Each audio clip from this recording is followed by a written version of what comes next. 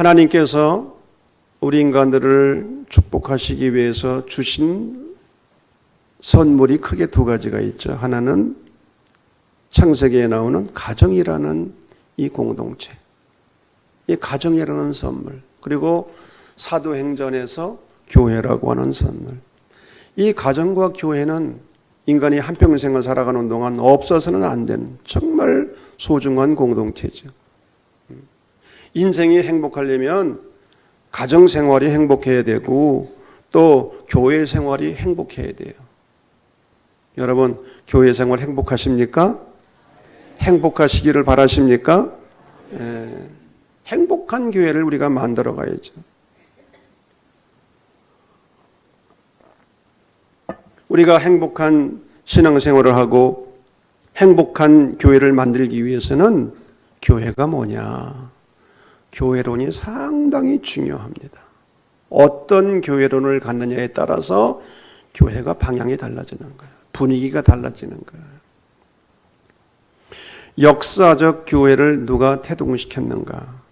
이 물음은 교회란 무엇인가라는 물음과 연결되어 있고요. 이 물음은 오랜 세월 동안 신학적으로 굉장히 민감한 논쟁을 일으킨 질문입니다. 왜? 교회의 권위 설정, 구조를 결정짓는데 중요한 근거를 제시하고 있기 때문에 교회가 어떻게 태동되었는가라는 이 물음 앞에 신학적으로 세 가지 내용이 있어요. 첫째는 예수님이 직접 교회를 세우셨다. 예수님께서 교회를 직접 세우셨다는 거예요. 마태복음 16장 18절을 보면 내가 반석 위에 내 교회를 세우리니 베드로의 신앙 고백을 들으시고 예수님이 하신 말씀이죠. 반석은 물론 여기서 베드로를 의미합니다. 그래서 로마 가톨릭 교회는 반석을 베드로로 해석하고 베드로를 초대 교황으로 세운 거예요. 예수님이 교회를 직접 세우셨다고 하는 견해는 로마 가톨릭 교회의 교회론입니다. 그리고 많은 교회들이 제도적, 교권적 교회를 합리화할 때에 이 주장을 인용을 하고 있습니다. 그런데 두 번째 해석은 전면적으로 첫 번째 해석을 거부하는 거야. 아니다. 예수님은 직접 교회를 세우려고 하신 적이 없다. 예수님은 하나님 나라의 도래를 선포했을 뿐이지. 예수님의 설교, 예수님의 가르침, 예수님의 병자 치유 사역, 그 핵심은 하나님 나라에 있었지 예수님은 어떤 종교적 제도나 교회를 세우려는 의도를 가지고 있지 않았다. 이렇게 주장을 하는 학자들이 있는 거예요. 그런데 이러한 주장은 자칫 종파주의로 빠지든지 또 무교회주의로 빠질 가능성이 있어요. 정말 무교회주의를 주장하는 사람도 있거든요. 교회가 필요 없다는 거예요. 그러면서도 또 자기들끼리 모여. 세 번째 해석은 교회의 태동을 예수 그리스도의 부활 사건 후속 사건으로 보는 겁니다.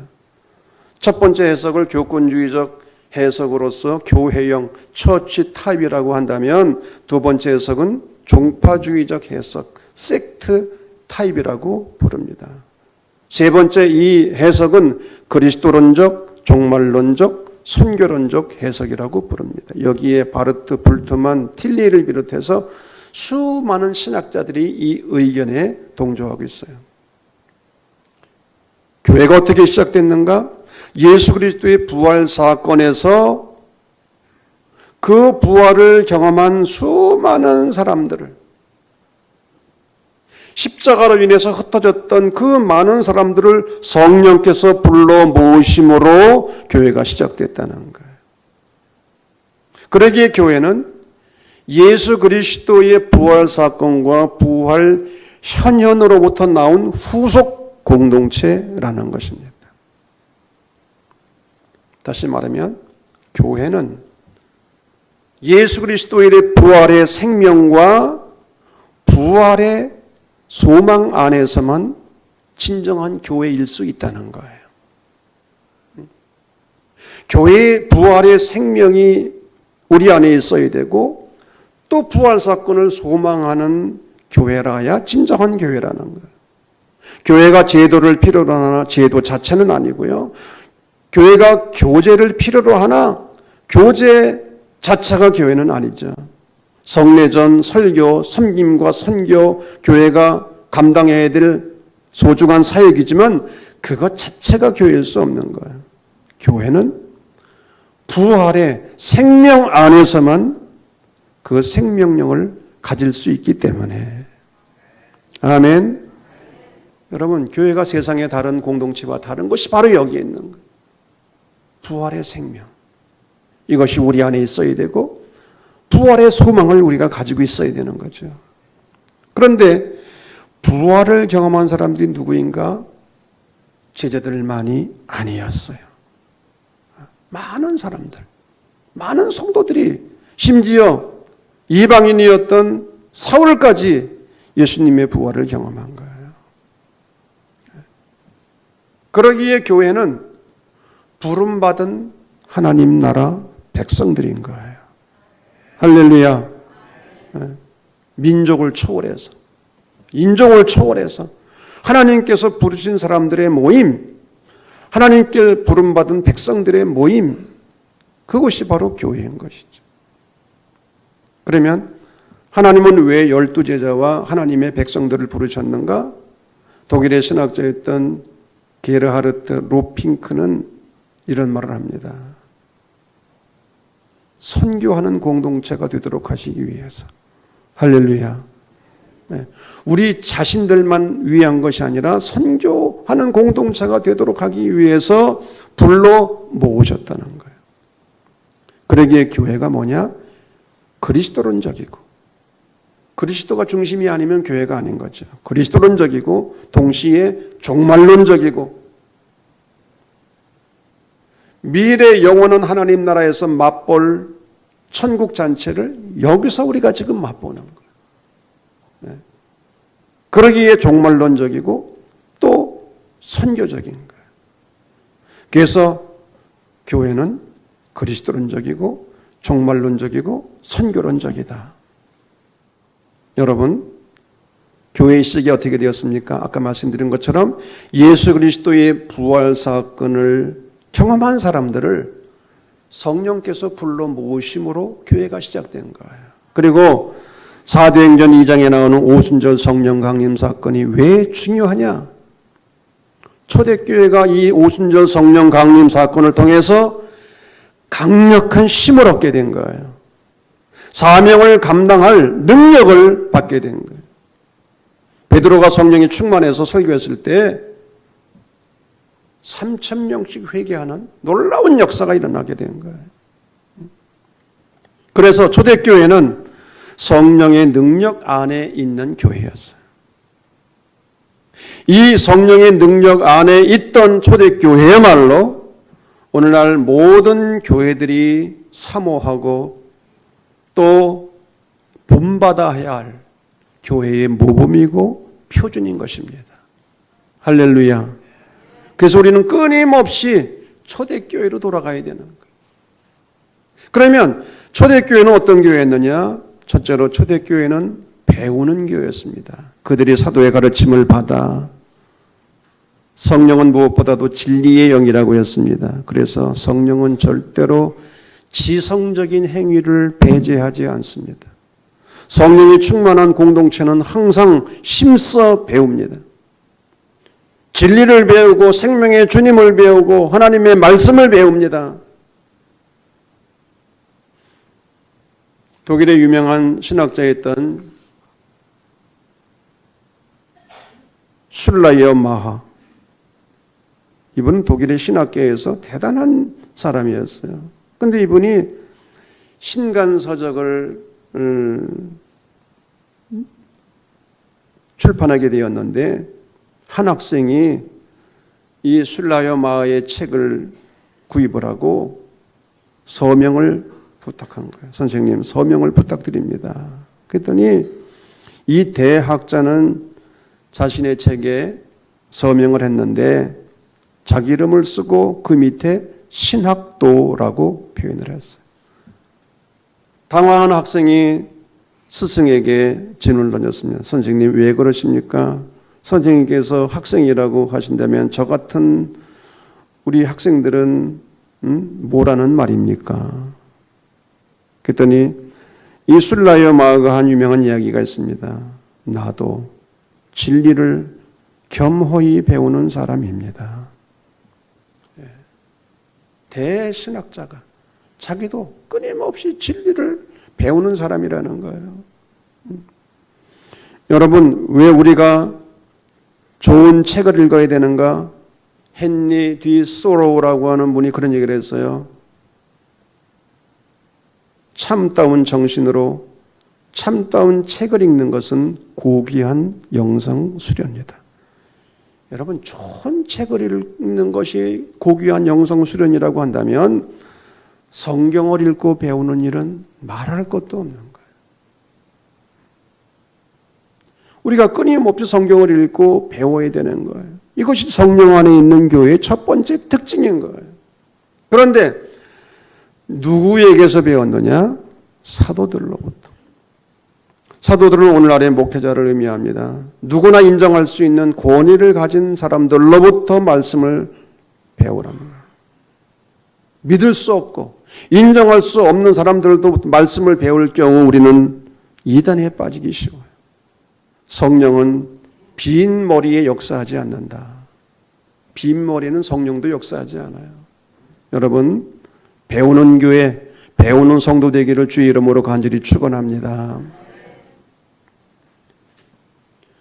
우리가 말씀에 대한 학습이 없이 감정적인 흥분만 있는 교회라고 한다면 뿌리 없는 나무와 같은 거예요. 뿌리가 없어요. 겉으로는 떠들썩하고 대단한 것 같은데 뿌리가 없어요. 그래서 웨슬리가 말했잖아요. 머리는 차갑고 가슴은 뜨거워야 된다. 여러분, 우리는 냉철한 이성을 가지고 신앙생활을 해야 돼요. 우리 한국교회는 그동안 사실은 이 이성을 소홀히 한 면이 없지 않아 많아요. 여러분, 냉철한 이성을 가지고 차가운 머리를 가지고 신앙생활하고 뜨거운 가슴으로 신앙생활할 수 있기를 간절히 바랍니다. 그런 교회가 건강한 교회인 거예요. 두 번째로 초대교회는 사랑이 넘치는 교회에서 서로 교제하고, 여기서 교제라고 하는 말은 헬라어로 코이노니아인데 공동체를 의미하는 단어입니다. 초대교회는 성도들끼리 진정한 사귐이 있는 공동체였어요. 여러분, 사귐이 없으면, 코이노니아가 없으면 공동체라고 말할 수가 없는 거예요. 교회 안에는 다양한 그룹의 사람들이 있습니다. 가정 환경이 다르고 성격, 취미, 학력, 문화 수준 다 달라요. 그러므로 성령의 능력이 함께하지 않으면 서로 상처를 주고 분쟁을 일으키기 쉽고 갈등하기 쉬운 공동체예요. 그런데 초대교인들은 어떻게 이런 문제들을 극복하고 서로를 세워주고 섬기는 아름다운 교제권을 형성했는가? 어떻게 이게 가능했는가? 특별히 초대교회는 이방인과 유대인들이 함께 섞여 있었잖아요. 물과 기름이 섞인 것과 똑같아요. 그런데 그들은 아름다운 공동체를 이루었어요. 어떻게? 그들은 모든 차이를 뛰어넘어 함께 나누는 것이 있었기 때문에 투게더니스, 차이임에도 불구하고 다름에도 불구하고 그것을 뛰어넘는 함께 나누는 것, 그것이 무엇이었어요? 성부, 성자, 성령 삼위일체 하나님을 나누었고요. 재산과 소유를 함께 나누었어요. 유무상통했어요. 어떤 이들은 이 말씀을 빗대어 원식교회는 공산주의 사회였다고 주장합니다.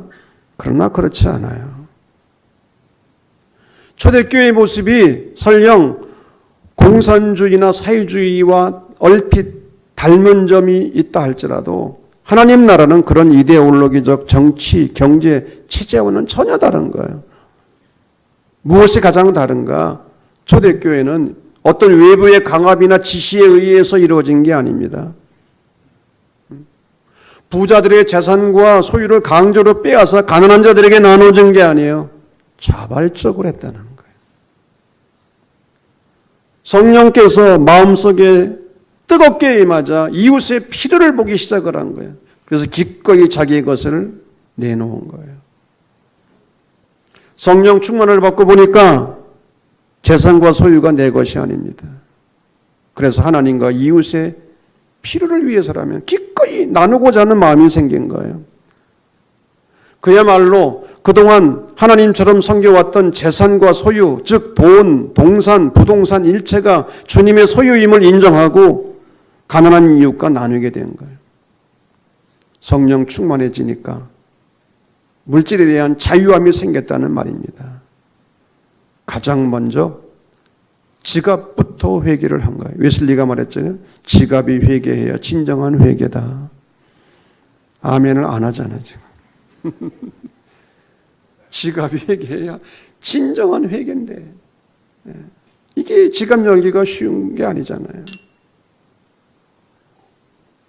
그러나 초대교회가 사유재산을 전면 부정한 것이 아닙니다. 왜? 46절을 보면 집에서 떡을 떼고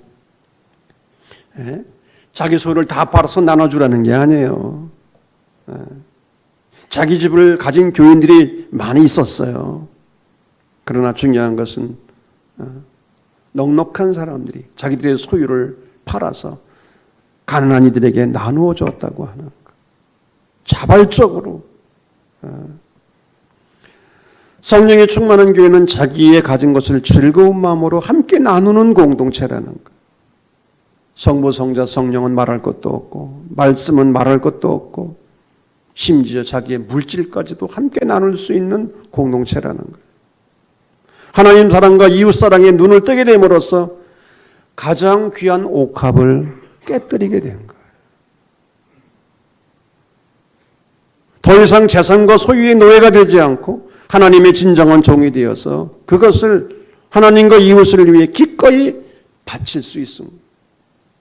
주님의 몸된 교회를 사랑하고 여러분 교회를 위해서 하나님 나라를 위해서 많이 드린 사람이 교회를 사랑하는 사람이에요. 여기에 내 벽돌에 내 눈물과 여기 땀이 지금 젖어 있는데 교회를 사랑하지 않을 수가 있어. 그런 사람과 그렇지 않은 사람은 천지차이인 거야. 우리는 기억해야 돼요. 수많은 성도들의 눈물과 땀과 헌신으로 평정감리교회가 눈에 보이는 예배당뿐만 아니라 눈에 보이지 않는 예배당이 건축됐다는 사실을 잊지 말고 기억해야 됩니다.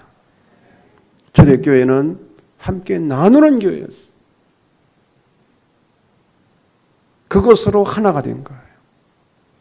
세 번째, 초대교회는 예배하는 교회였습니다. 떡을 떼며 오로지 기도하기를 심쓰니라. 여기서 떡을 뗀다는 말은 성만찬을 의미합니다. 기도는 개인의 이익을 위한 기도라기보다는 공동체와 이웃을 위한 중보 기도를 의미합니다.